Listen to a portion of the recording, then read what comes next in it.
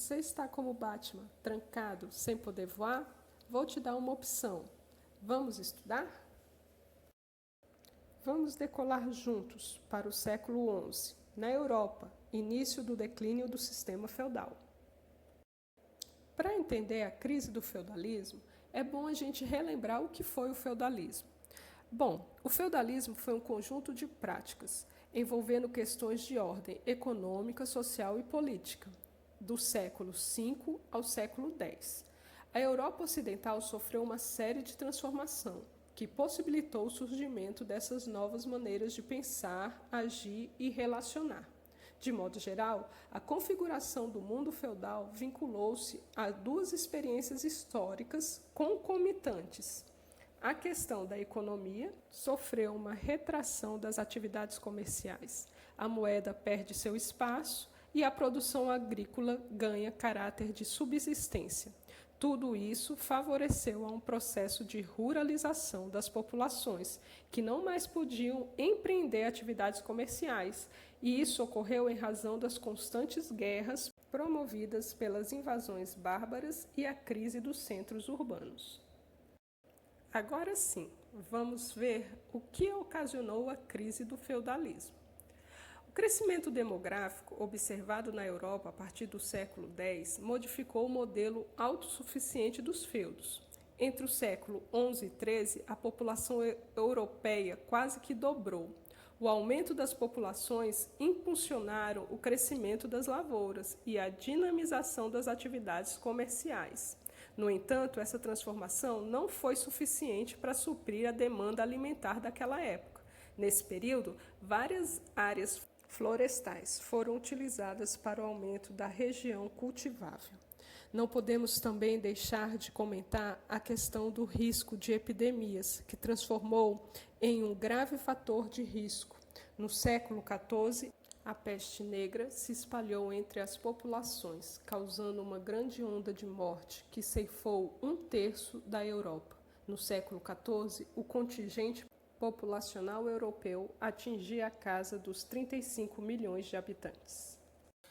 Para explicar a estrutura da sociedade feudal, vou usar a frase de um bispo do século XI, que dizia: uns rezam, outros combatem e outros trabalham. Porém, ao estudar a sociedade medieval, a gente pode levar em conta que a dinâmica de grupos sociais que nos mostram, na verdade, é uma outra série de grupos que circulavam no interior dos feudos. Então, vamos entender um pouco mais de quem rezava, quem combatia e quem trabalhava. O clero. O clero tinha grande importância dentro do feudo nesta época. Era a única classe que era letrada do período, ou seja, detinha o conhecimento do saber, tanto escrito como falado, conforme costumes e forma de agir do mundo medieval. O clérigo era dividido em alto e baixo clero. O primeiro era composto por bispo e depois seguia abades e cônegos. O baixo clero era composto por padres e monges, que cuidavam diretamente da vivência religiosa da população feudal. Viviam enclausurados em mosteiros.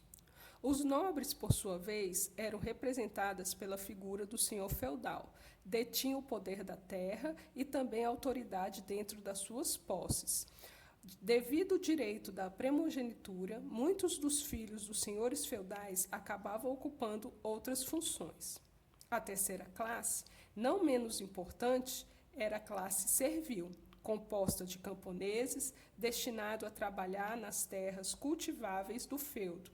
Suas obrigações para com o senhor feudal eram tamanhas e compulsórias na terra do senhor feudal, chamada corvéia.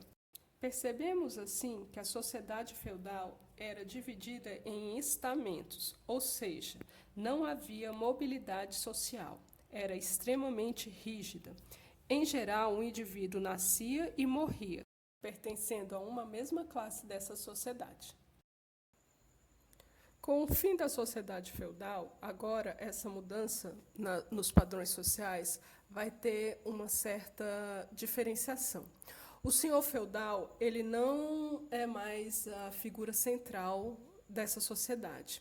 Ele vai se transformar em rei, os primeiros reis das monarquias nacionais. Dentre essas monarquias, a gente terá algumas características, onde o rei será subordinado ao poder da igreja e também estará atrelado a uma nova classe emergente, a burguesia, que detém o capital, ou seja, o dinheiro.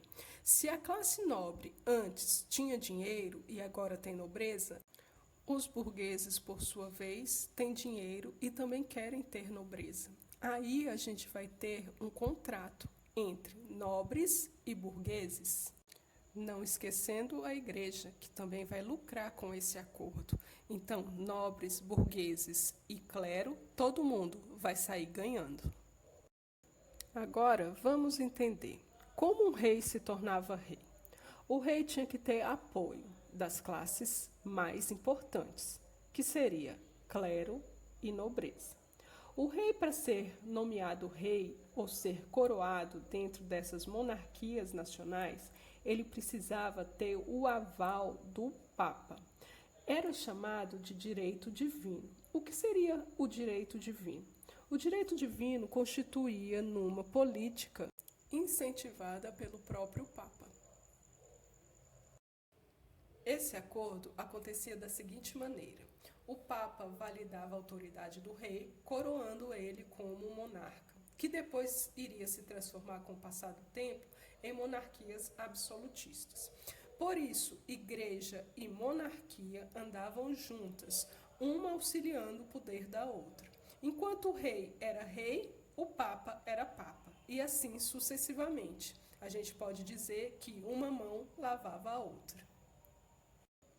Lembra dos burgueses? Aqueles que tinham dinheiro, mas não tinham nobreza? Agora eu vou contar para vocês como eles conseguiram essa nobreza dentro dessa nova sociedade moderna.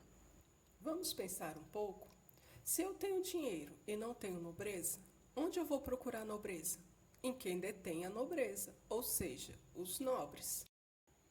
Como se dava essa compra e venda de títulos? Existia uma hierarquia dentro deste sistema de nobreza. Rei e imperador poderia conceder qualquer título: duque, marquês, conde, visconde, barão ou cavaleiro. Já as outras classes, que eu aqui acabei de dizer, poderiam conceder somente a de suas famílias: duque para duque, marquês para marquês e assim sucessivamente. Esses burgueses pagaram muito caro pelos seus títulos de nobreza e serão grandes incentivadores das novas monarquias absolutistas. Mas isso é assunto para a nossa próxima aula. Então, agora vamos praticar? Bom, a primeira questão pede para você citar alguns fatores do declínio do sistema feudal na Europa. A gente, na nossa aula, deu vários. Então, você escolhe aí no mínimo uns 3 e coloca aí no seu exercício. A segunda questão fala como se divide a sociedade feudal. Vai lá naquele nosso gráficozinho da pirâmide, onde divide as classes por estamento. Assim você também vai conseguir responder a questão 3, que pergunta sobre a frase: uns rezam, uns guerreiam e outros trabalham. Está neste mesmo gráfico, aí você vai ter que identificar quais são as classes que cada uma exerce dentro dessa sociedade. Já a questão número 4 fala sobre o direito divino. O direito divino, você lembra lá, né? É instituído pela igreja. Como é que isso era dado para os reis? É isso que a pergunta 4 está querendo saber. E a 5, como é que esses burgueses adquiriam a questão do título de nobreza? Lembra lá do acordozinho entre nobres e burgueses? Você vai responder sobre isso daí, ok? Se você assistiu o vídeo e ainda ficou alguma dúvida, vai lá na sua apostila. Este conteúdo se encontra lá no capítulo 3, que vai da página 43 a 50. Bons estudos! Estou com saudade, meus amores. Tchau e até a próxima!